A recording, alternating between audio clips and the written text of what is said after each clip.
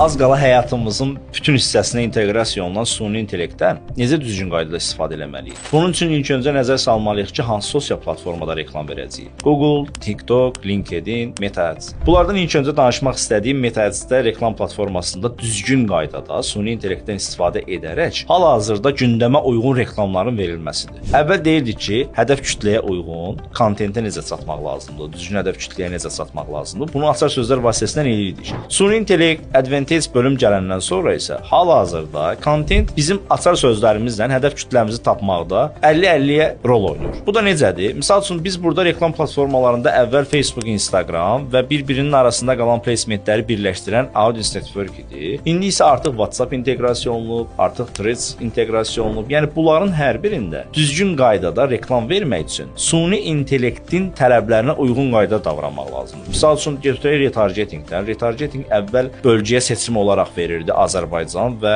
orada bənzər hədəf kütlələrin mənbəyindən özəli seçib normal qaydada istifadə eləmək olurdu. İndi isə necədir? Bunu tam dolğun və düzgün şəkildə bizim kurslarımıza qoşularaq 7/24 təmənnasız dəstək alaraq bizdən öyrənə bilərsiniz. Diqqətiniz üçün təşəkkür edirik.